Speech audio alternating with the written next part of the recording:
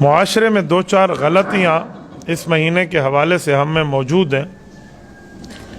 وہ غلطیاں یہ ہیں کہ ہم لوگ حضور پاک صلی اللہ علیہ وآلہ وسلم کی پیدائش کی خوشی کی بات تو کرتے ہیں، پیدائش کی وجہ کی بات نہیں کرتے۔ عوام الناس میں جتنا بھی دیکھے تو ہم سب کہتے ہیں جی میلاد ہوا ہے، میلاد بمانا پیدائش، میلاد بمانا ولادت، میلاد بمانا دنیا میں تشریف لانا۔ حضور پاک علیہ الصلوۃ والسلام کی میلاد، حضور پاک صلی اللہ علیہ وآلہ وسلم کی پیدائش کو کون نہیں مانتا؟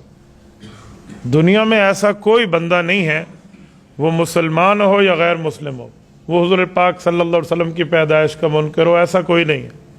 پیدائش کو تو سبھی مانتے ہیں۔ بات پیدائش کی نہیں ہے، بات وجہ پیدائش کی ہے کہ پیدائش ہوئی کیوں ہے۔ میلاد کی بات نہیں ہے، مقصد میلاد کی بات ہے کہ کس مقصد کے تحت حضور پاک علیہ السلام دنیا میں تشریف لائے۔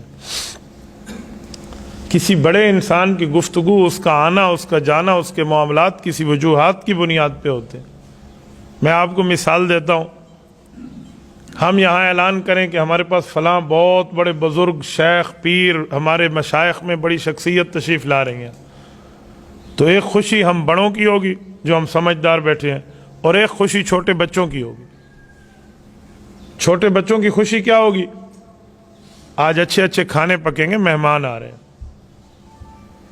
بڑی خوشی اور چہل پہل ہوگی، مہمان آ رہے ہیں، بہترین چاول ہوں گے، بریانی ہوگی، کھانا ہوگا، یہ بچوں کی خوشی۔ اور بڑوں کی خوشی کیا ہے کہ جو بزرگ تشریف لا رہے ہیں وہ کچھ نصیحت کریں گے، ہم اس پہ عمل کریں گے، وہ کچھ فرمائیں گے، ہم اس پر عامل ہو جائیں گے، ہماری دنیا آخرت ٹھیک ہو جائے گی۔ ناراض نہ ہونا، آج ہم چھوٹوں والی خوشی حضور کی پیدائش پر کر رہے ہیں، جھنڈیاں لگا لی، چراغاں کر لیا، خوشی ہو گئی، واہ واہ ہو گیا۔ بعض بندوں نے تو یہاں تک کہا اس دن عید ہے اور لوگوں کو اور اپنے بچوں کو عید ہی دو، نئے کپڑے پہنے، لوگوں کو عید ہی دیں۔ میں نے کہا بس ایک کام رہ گیا، صرف نماز عید نہیں پڑھنی، باقی سب کچھ کرنا ہے۔ ایک جگہ تو انتہا ہو گئی، انہوں نے کہا جی 2 رکعت نماز نفل شکرانے کے پڑھ لیں، حضور علیہ السلام دنیا میں آئے ہیں۔ کیا میں سوال کر سکتا ہوں، یہ اس طرح کی خوشی کا رواج اس 12 ربیع الاول کو حضور پاک کی زندگی میں ہوتا تھا؟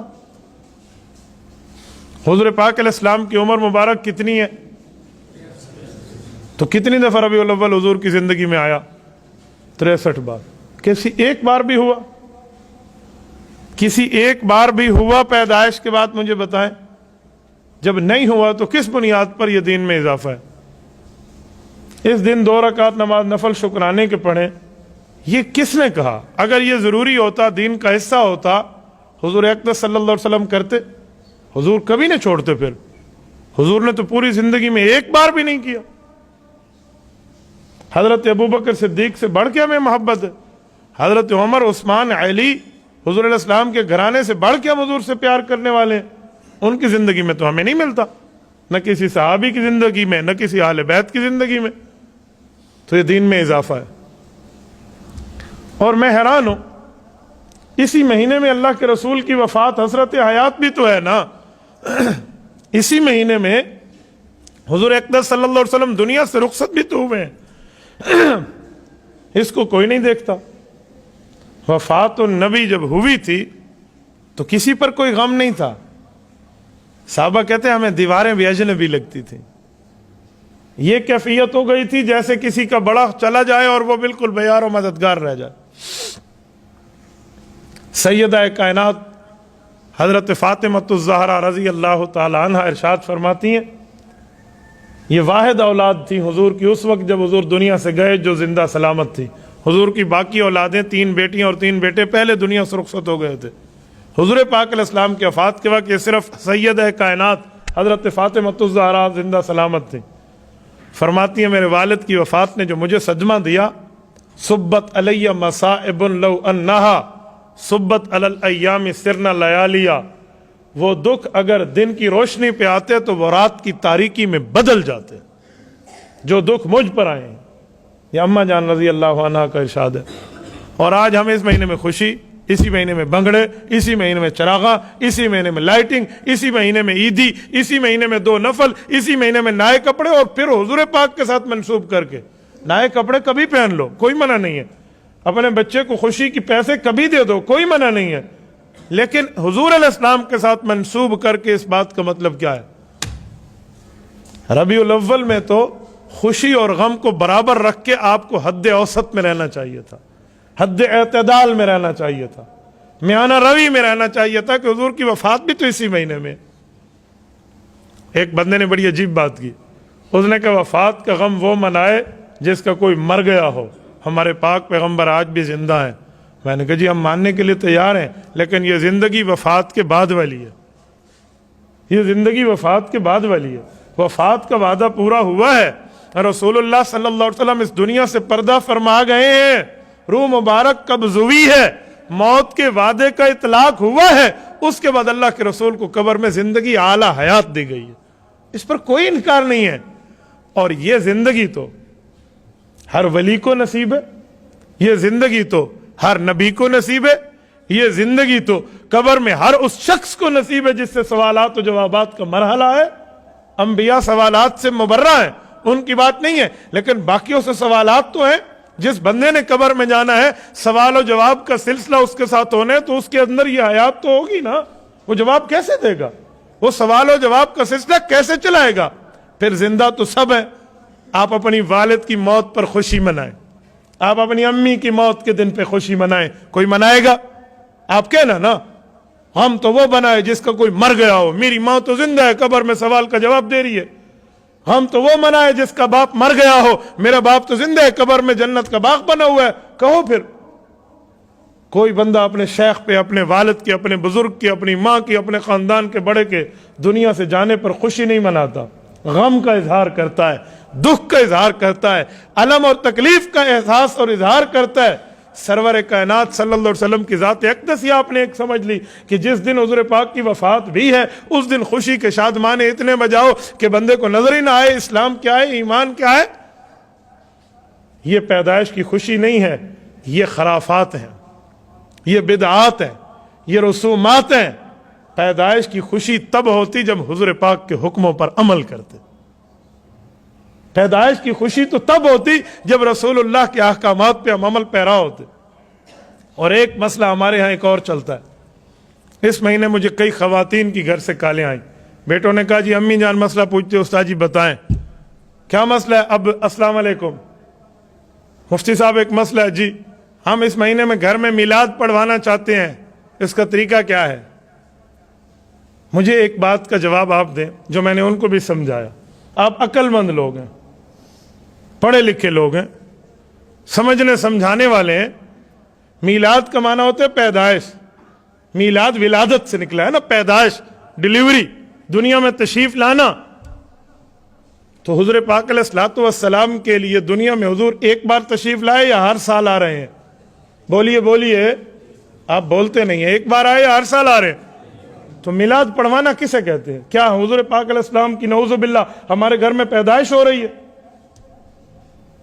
आप कहते मैं सीरतुन नबी का प्रोग्राम कर रहा हूं, ये तो बात बनती कि यार सीरतुन नबी का प्रोग्राम है, इसमें अच्छी बातें होंगी, नसीहतें होंगी। ये मिलाद पढ़वाना किसे कहते हैं? कुरान करीम की किसी आयत में मिलाद पढ़वाने का कोई हुक्म नहीं है।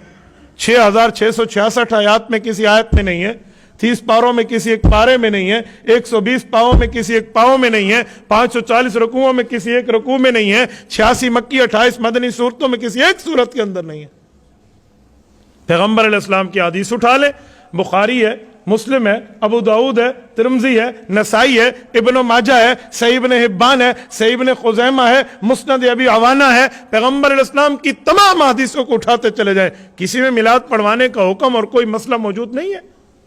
ये मिलाद पढ़वाना आपने कहां से लिया लफ्ज? यार आप कहते हैं मैं सीरतुन नबी का प्रोग्राम करवाता हूं, यह तो अकल में समझ आती है। ये मिलाद पढ़वाना, कोई मिलाद कोई दुरूद पाक का नाम है? मिलाद किसी दुआ का नाम है? मिलाद किसी वजीफे का नाम है? या मिलाद किसी विर्द का नाम है? मिलाद तो विलादत को कहते हैं, मिलाद तो पैदाइश को कहते हैं। पैदाइश तो एक बार हुई اور اگر آپ کے ذوق تازہ ہے تو دل پہ ہاتھ رکھ کے میں ایک سوال کر رہا ہوں. آج ہم چوک کا نام رکھتے ہیں میلاد چوک رکھتے ہیں, آپ نے بھی دیکھا ہوگا. ذرا دل پہ ہاتھ رکھنا اور میرے جملے کو سمجھنا. میلاد کا معنی ہے پیدائش. پیدائش چوکوں پہ ہوتی ہے یا بند کمروں میں ہوتی ہے؟ بولیے بولیے. کیا یہ ادب ہے پیغمبر کا کہ ہم میلاد چوک رکھیں؟ یہ ادب ہے رسالت مآب صلی اللہ علیہ وسلم کا؟ میرے بچے کی پیدائش تو چھپ کے ہو, وہ تو بالکل کمرے میں ہو, اور میں چوک کا نام رکھ دوں میلاد چوک. اس کا کیا معنی ہے؟ Delivery point. یہ میں ادب کر رہا ہوں, یہ میں آداب میں شامل بیٹھا ہوں, اور ہم لوگ خوشی میں بیٹھے ہوتے ہیں. ہمیں میلاد کا معنی آتا ہی نہیں ہے نا, اسی وجہ سے تو بندے کو اصل بات پتہ نہیں چلتی. یہ کچھ باتیں میں ہر سال دیکھتا ہوں. اس سال میں نے جان بوجھ کے ان کو کہا کہ آپ عنوان رکھیں مقصد میلاد, تو میں لوگوں کو ذرا سمجھاؤں کہ میلاد کی بات اصل مقصد میلاد ہے. یہ دیکھو حضور کیوں آئے ہیں, ہمیں سمجھانے آئے ہیں. یہ کیا بات ہے؟ میلاد پڑھوا رہی ہوں, میلاد پڑھوا رہا ہوں, میں نے میلاد کروایا ہے. او بابا تو میلاد کرائے گا, تو کرائے گی. حضور علیہ السلام کا میلاد تو اللہ نے کرایا ہے, حضور دنیا میں تشریف لے آئے ہیں. لفظ سیدھا بولو, لفظ کا اطلاق سیدھا ہو. کیوں؟ حضور پاک کے آداب میں شامل ہے ادب کا لفظ بولیں. قرآن کریم پہلا پارہ سورت نمبر 2 سورۃ البقرہ 12واں رکوع اٹھائیے. پہلا یا ایھا الذین آمنو اٹھائیے. پورے قرآن میں جو پہلی مرتبہ یا ایھا الذین آمنو آیا ہے وہ کیا ہے؟ 90 بار یا ایک کم 90 بار یا ایھا الذین آمنو قرآن کریم میں ہے. جو پہلا ہے وہ پہلے پارے میں ہے, یا ایھا الذین آمنو لا تقولوا راعنا وقولوا انظرنا واسمعوا. ان آیات کا خلاصہ اور سمری یہ ہے. حضور علیہ السلام کے صحابہ حضور کے پاس آتے, اور اگر ایک مسئلہ اللہ کے رسول پہلے بیان کر چکے ہوتے اور اس بندے کو پتہ نہ ہوتا, وہ کہتا یا رسول اللہ راعنا, تھوڑی رعایت فرمائیں, ایک بار مجھے پھر بتا دیں تاکہ میں عمل کروں, گھر جا کر بتاؤں. حضور پھر بتاتے. راعنا کنسیشن کریں, رعایت کریں, مہربانی کریں, یہ راعنا کا معنی ہوتا. یہودیوں نے جب دیکھا نا کہ مسلمان راعنا کہتے ہیں, لفظ تو بہت پیارا ہے, ان کی زبان میں رعینا کا جملہ کہہ کر وہ چرواہا مراد لیتے تھے. راعنا کا معنی رعایت والا نہیں. انہوں نے اپنا بغض نکالا. یہودیوں نے اس رائنا کو رائنا کہنا شروع کر دیا تاکہ ہم لوگ سمجھیں ہم رائنا کہہ رہے ہیں, ادھر سے ہم حضور کے خلاف اپنا بغض بھی دل میں ٹھنڈا کر لیں. جب انہوں نے لفظ بولا نا, اللہ پاک نے آیت اتار دی, فرمایا یا ایھا الذین آمنو, وہ تو کافر ہیں, تم مسلمان ہو, لا تقولوا رائنا, صحابہ اب رائنا نہ کہنا. سوال اٹھتا ہے رائنا کا معنی غلط تو نہیں ہے, وہ تو رائنا ہے, آپ نے منع فرما دیا, تو جب ہمیں رعایت کرانی ہو اللہ کے رسول سے تو کیا کہیں؟ رب نے فرمایا اس کا انتظام میں کر دیتا ہوں. وقول انظرنا, اس کی جگہ کہنا انظرنا, ہمارے حالات پر نظر فرمائیں. لفظ بدل کے دیا ہے, مطلب وہی ہے, لفظ تبدیل کر دیا اللہ نے قرآن کریم میں. راعنا نہیں کہنا, انظرنا کہنا ہے, واسمعوا, بات ٹھیک ہو جائے گی. تو صحابہ آتے انظرنا کہتے, حالانکہ لفظ راعنا میں کوئی جرم نہیں ہے, لیکن حضور پاک علیہ السلام کی اہانت میں, حضور کی گستاخی میں, حضور کی بے ادبی میں, بے احترامی, بے اکرامی, بے اعزازی میں جب دشمن نے استعمال کیا, رب نے اس صحیح لفظ کے استعمال کو روک دیا. پتہ چلا پیغمبر کی ذات اقدس سے جب نسبت جڑ جائے تو اس صحیح لفظ کا ایک معنی ٹھیک نہ بھی نکلتا ہو پھر بھی چھوڑ دو. میلاد چوک, میلاد پارک, میلاد علاقہ, میلاد گارڈن, میلاد, یہ کیا مطلب ہے یار؟ چوکوں پر میلادیں ہوتی ہیں. مناسب تھا تم اس چوک کا نام رکھتے ختم نبوت چوک, اس چوک کا نام رکھتے محمد الرسول اللہ چوک صلی اللہ علیہ وسلم, اس چوک کا نام رکھتے ابو بکر, عمر, عثمان, علی چوک, پھر نام بنتا نا. چلو کسی صحابی کے نام سے, نبی کے نام سے عزت اور احترام ملا ہے, لیکن میلاد چوک یہ میری سمجھ سے بالا تر ہے. گھر میں میلاد پڑھوایا یہ میری سمجھ سے بالا تر ہے. میلاد نہ کسی ذکر کا نام ہے, نہ وظیفے کا نام ہے, نہ ورد کا نام ہے, نہ دعا کا نام ہے. میلاد پیدائش کا نام ہے. آپ پیدائش پڑھوا رہے ہو گھر میں, پیدائش پڑھوائی جاتی ہے یا پیدائش کو تسلیم کر کے وجہ پیدائش پہ عمل کیا جاتا ہے؟ تو بہت سی غلطیاں ہیں ہمارے اندر. آپ حضرات جو یہاں بیٹھ کر سن رہے ہیں, ہماری ذمہ داری ہے ہم اپنے گھروں میں جا کے اپنی خواتین کو سمجھائیں, ورنہ میں ادھر سے لے کر ادھر تک یوں ہاتھ رکھوں تو کسی کے گھر بھی نہیں بچا ہوگا جس میں یہ جملہ نہ کہا گیا ہو کہ ہمیں میلاد پڑھوانا چاہیے. ہم بے خیالی میں کہہ جاتے ہیں. ہم کوئی گستاخی میں تو نہیں کہتے، اللہ محفوظ فرمائے، بے خیالی میں لوگ کہہ جاتے ہیں، مطلب پتہ ہی نہیں ہوتا. وہ میلاد چوک رکھ دیتے ہیں، بے خیالی میں رکھ دیتے ہیں، انہیں معنی مراد ہی نہیں ہوتا. مجھے نہیں لگتا کسی مسلمان کو جب اس کی حقیقت پتہ چل جائے وہ پھر بھی استعمال کرتا پھرے.